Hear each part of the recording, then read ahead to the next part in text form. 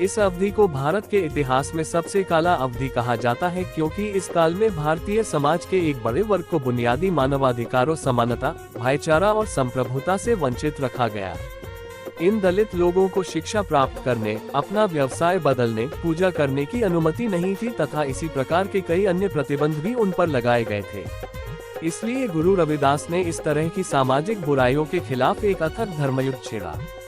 वे अपने भजनों के माध्यम से वंचित एवं दलित लोगों से अज्ञानता और निरक्षरता दूर करने तथा व्यवस्था को सुधारने के लिए कड़ी मेहनत करने का आग्रह किया, क्योंकि गरीबी, अशिक्षा और अज्ञानता मानव जाति के सबसे क्रूर दुश्मन रहे हैं। जिस समय वे लोगों को ध्यान की सही राह दिखा रहे थे, उन्हें गरीब, दलित और शोषितों के छीने हुए अधिकारों को वापस प्राप्त करने के लिए कठिन परिश्रम करना पड़ा। उन्होंने दलितों के सामाजिक उत्थान के लिए कई स्तरों पर जोरदार प्रयास किया।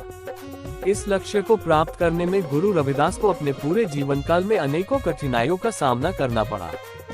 गुरु रविदास ने अपने भजनों के माध्यम से पूरे विश्व को समाजवाद, समानता और मानव गरिमा की एक अनूठी अवधारणा दी। उन्होंने अपने भजनों के माध्यम से यह प्रचार किया कि केवल एक ही परमेश्वर है जो पूरे ब्रह्मांड के रचयिता है, जिसमें मनुष्य और सभी 84 लाख प्रजातियां शामिल हैं। उन्होंने अपने अनुयायियों का आह्वान किया कि वे सत्य और सर्वव्यापी ईश्वर की उपासना करें, जिसे उन्होंने सतनाम, हरि, माधव, निरंजन, लाल, केशव आदि से पुकारा। साथ ही उन्होंने विश्व में जातिविहीन और वर्गविहीन समाज की स्थापना के लिए लोगों से आग्रह किया। अपने जीवन के मुख्य समय अर्थात 14वीं शताब्दी के अंतिम दशक व 15वीं शताब्दी के प्रथम अर्धकाल के दौरान अपने इस दर्शन को आगे रखा।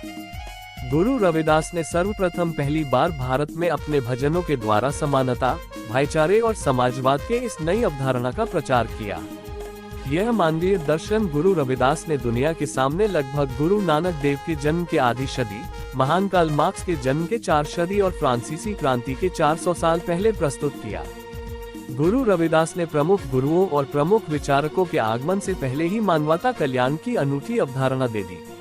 यहाँ यह उल्लेख करना सार्थक होगा कि गुरु नानक देव 1469 ईस्वी और कार्ल मार्क्स 1818 ईस्वी में पैदा हुए और फ्रांसीसी क्रांति 1789 तथा 1799 के बीच हुई, जबकि गुरु रविदास, जैसा कि पहले ही उल्लेख किया गया है, वर्ष 1377 में पैदा हुए थे। संत रविदास जी का शैक्षणिक दर्शन। रविदास जी शिक्षा के महत्व को भलीभांति समझते थे, क्योंकि उन्होंने महसूस किया कि अछूतों को शिक्षा से वंचित रखा गया है, जिससे उनमें अंधविश्वास व कुरीतियां व्याप्त है, जिसको शिक्षा के बिना दूर नहीं किया जा सकता। उन्होंने कहा कि अशिक्षा ने हमारा बड़ा ही नुकसान किया है, क्योंकि अशिक्षा के कारण ज्ञानरूपी प्रकाश बुझ गया, जिससे सोचने समझने की क्षमता समाप्त हो गई। फलस्वरूप अछूतों का जीवन बड़ा ही कष्टकारी हो गया। आगे उन्होंने कहा कि ज्ञान अर्थात शिक्षा किसी की संपत्ति नहीं है, शिक्षा प्राप्त करने का सबको अधिकार है।